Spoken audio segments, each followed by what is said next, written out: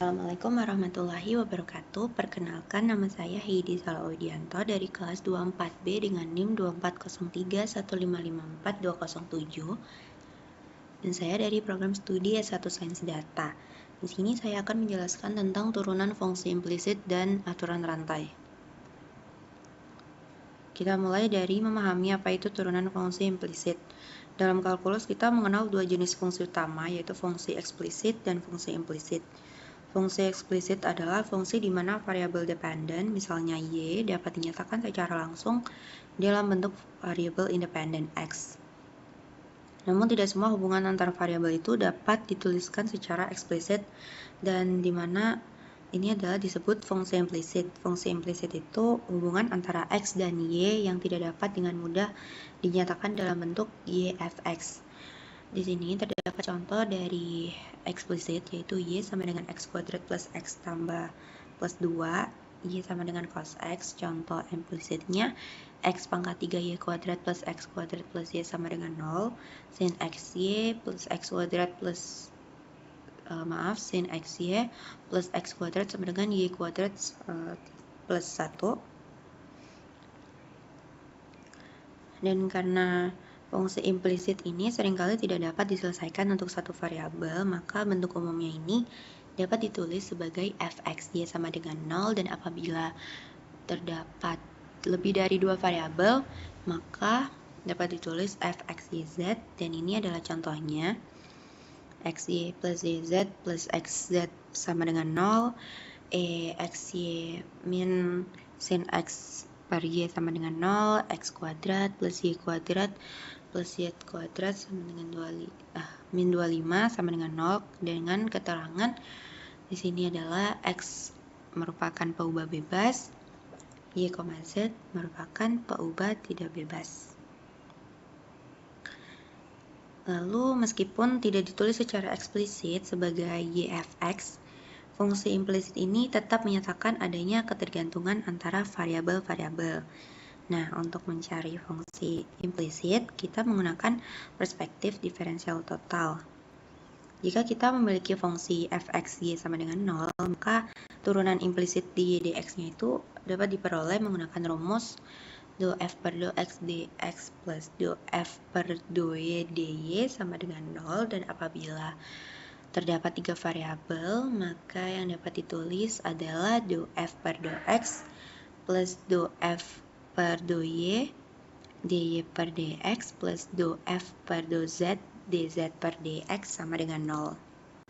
Terdapat contoh soal di sini. Untuk yang nomor 1, tentukan dy dx dari persamaan x kuadrat plus y kuadrat sama dengan 0. Untuk penyelesaiannya, kita turunkan setiap suku terhadap x. Turunan dari x kuadrat adalah 2x, turunan dari y kuadrat adalah 2y dikali dy dx.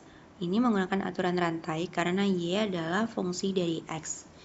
Dan turunan dari konstanta 25 adalah 0. Jadi 2x plus 2y dikali dy dx sama dengan 0, dengan dipindahkan 2x ke sisi kanan lalu dibagi dengan 2y, dan kita dapatkan dy dx-nya adalah min x per y. Dan yang kedua adalah tentukan dy dx dari x pangkat 3 plus y pangkat 3 sama dengan 6xy. Yang pertama, kita turunkan setiap suku. Turunan x pangkat 3 itu adalah 3x kuadrat. Turunan y pangkat 3 adalah 3y kuadrat dikali dy dx. Dan untuk 6xy ini kita gunakan aturan produk 6y plus x dikali dy dx, jadi 3x kuadrat plus 3y kuadrat dy dx sama dengan 6y plus 6x dy dx. Lalu dikumpulkan semua suku yang mengandung dy dx di satu sisi dan suku lainnya di sisi lain. Lalu setelah disederhanakan, maka didapatkan dy dx-nya adalah 6y min 3x kuadrat per 7y kuadrat min 6x.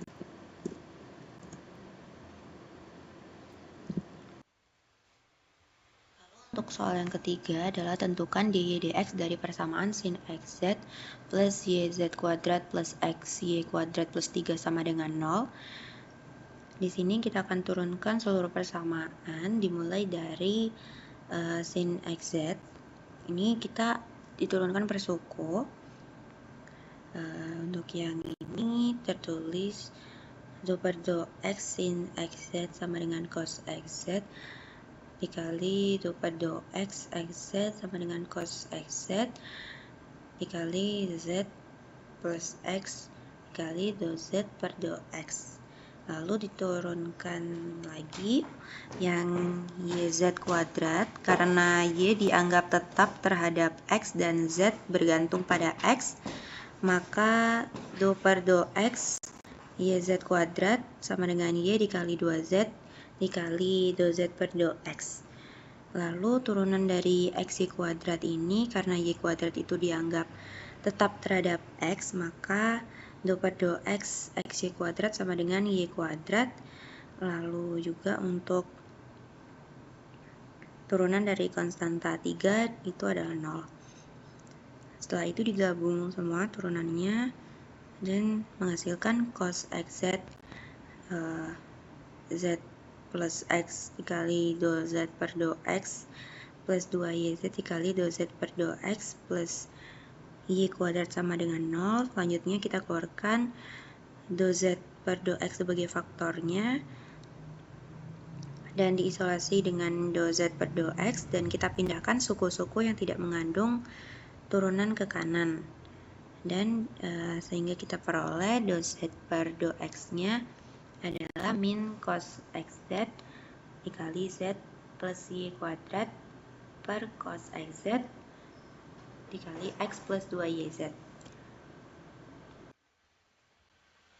Lalu di sini terdapat penerapan di dunia nyata, yaitu permukaan sebuah gunung dimodelkan secara implisit dengan persamaan x kuadrat plus y kuadrat plus z kuadrat sama dengan 100, di mana x dan y menyatakan posisi horizontal dan z menyatakan ketinggian.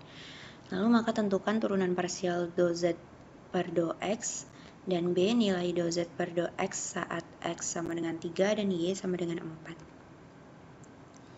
4. Lalu ini untuk pertanyaan yang pertama.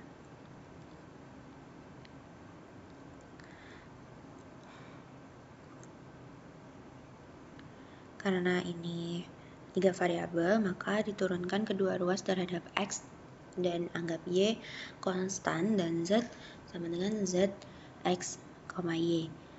Lalu dimasukkan saja d per dx x kuadrat plus d per dx y kuadrat plus d per dx z kuadrat sama dengan 0, dan didapatkan 2x plus 0 plus 2z kali do z do x sama dengan 0, 2x plus 2z kali do z per do x sama dengan 0, dan didapatkan do z per do x nya adalah min x min y. Maaf, dapat dihasilkan min x per z. Lalu untuk yang B, hitung nilai do z per do x saat x sama dengan 3 dan y sama dengan 4. Di sini x kuadrat plus y kuadrat dan z kuadrat x kuadrat plus y kuadrat plus z kuadrat sama dengan 0 dimasukkan oleh x3, x sama dengan 3 dan y sama dengan 4. Untuk itu maka dimasukkan saja menjadi 3 kuadrat plus 4 kuadrat plus z kuadrat sama dengan 0. Karena 3 kuadrat adalah 9 dan 4 kuadrat adalah 16, maka di sini tertulis 9 plus 16 plus z kuadrat sama dengan 100, z kuadrat sama dengan 75, z sama dengan akar 75, lalu sama dengan 5 akar 3, dan do z per do x sama dengan min 3 per 5 akar 3, do z per do x sama dengan min akar 3 per 5. Lalu kita beralih ke aturan rantai. Aturan rantai adalah teknik fundamental dalam kalkulus yang digunakan untuk menurunkan fungsi majemuk, yaitu fungsi di mana satu variabel bergantung pada variabel lain. Secara sederhana, jika z adalah fungsi dari x dan x adalah fungsi dari t, maka untuk mencari turunan z terhadap t, kita perlu mempertimbangkan perubahan z terhadap x dan perubahan x terhadap t. Lalu konsep umumnya, dz per dt sama dengan dz per dx dikali dx per dt. Aturan rantai itu memiliki beberapa bentuk umum tergantung pada jumlah variabel yang terlibat. Dan untuk kasus paling sederhana itu, jika U sama dengan fgx, maka du per dx sama dengan df per dg dikali dg per dx, dan apabila dua variabel, tertulis df per dx sama dengan dof per dox plus dof per dy kali dy per dx. Dan apabila tiga variabel, tertulis rumusnya dof per dox plus dof per dy dikali dy per dox plus dof per doz dikali doz per dox sama dengan 0. Terdapat contoh soal yang nomor 1 adalah jika y sama dengan 2x plus 1 pangkat 3, tentukan dy per dx dengan fungsi luar u pangkat 3 dan fungsi dalam u sama dengan 2x plus 1. Lalu yang kedua, diketahui z x kuadrat y plus cos y dan x sama dengan t kuadrat, y sama dengan e pangkat t. Maka tentukan dz per dt.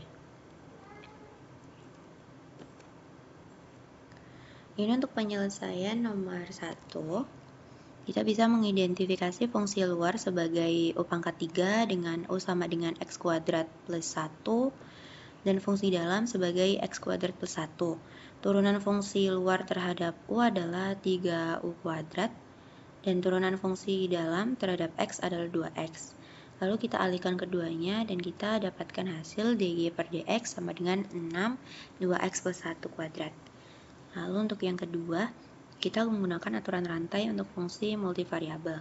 Yang pertama kita cari turunan parsial z terhadap x dan y, kemudian kita cari turunan x dan y terhadap t, dan kita masukkan ke dalam rumus dz per dt, dan dihasilkan di sini dz per dt-nya sama dengan 4t pangkat 3e pangkat t plus c kuadrat min sin e pangkat t tutup borong. Lalu di sini terdapat penerapan aturan rantai di dunia nyata, yaitu sebuah mobil sedang berbelok mengikuti lintasan melengkung. Sudut arah mobil terhadap sumbu X dinyatakan sebagai fungsi waktu θt sama dengan artan 2t. Jika kecepatan mobil V sama dengan 20 meter per second, maka hitunglah besarnya percepatan lateral A pada saat T sama dengan 1, dan juga yang B, laju perubahan arah mobil dθ per dt pada T sama dengan 1. Untuk yang A, pada bagian ini kita diminta untuk menghitung percepatan lateral mobil saat waktu T sama dengan 1 detik. Dan diketahui bahwa kecepatan mobil adalah 20 meter per second dan arah mobil terhadap sumbu X dinyatakan oleh fungsi θt sama dengan artan 2t. Karena percepatan lateral itu sendiri adalah hasil kali antara kecepatan linear dengan laju perubahan sudut arah, maka kita bisa gunakan rumus A sama dengan V dikali dθ per dt. Untuk itu kita perlu menurunkan fungsi θt, turunan dari arcan 2t adalah 2 dibagi 1 ditambah 4t kuadrat. Setelah kita substitusi t sama dengan 1, hasilnya adalah 2 per 5. Selanjutnya kita kalikan hasil turunan tersebut dengan kecepatan mobil, yaitu 20 dikali 2 per 5. Sehingga kita dapatkan percepatan lateral sebesar 8 meter per detik kuadrat. Yang artinya pada detik ke-1 mobil mengalami percepatan ke samping sebesar 8 meter per detik kuadrat akibat perubahan arah beloknya. Lalu untuk yang B, pada bagian ini kita diminta menghitung laju perubahan arah mobil terhadap waktu, atau dengan kata lain mencari nilai turunan θ terhadap t, yaitu dθ per dt pada t sama dengan 1. Kita mulai dengan fungsi yang sama, yaitu θt sama dengan arcan 2t. Kita tahu bahwa turunan dari arcan u dengan u adalah fungsi dari t, itu adalah 1 dibagi 1 ditambah u kuadrat dikali turunan dari u. Dalam hal ini, U sama dengan 2T, maka turunannya adalah 2, sehingga hasil akhirnya adalah 2 dibagi dengan 1 ditambah 4T kuadrat, dan saat T sama dengan 1, kita diperoleh 2 dibagi dengan 1 ditambah 4, yaitu 2/5. Jadi laju perubahan arah mobil pada T sama dengan 1 adalah 2/5 radian per detik, dan ini menunjukkan seberapa cepat arah mobil berubah saat sedang berbelok. Baik, mungkin itu saja yang bisa saya sampaikan. Kurang lebihnya mohon maaf. Terima kasih. Wassalamualaikum warahmatullahi wabarakatuh.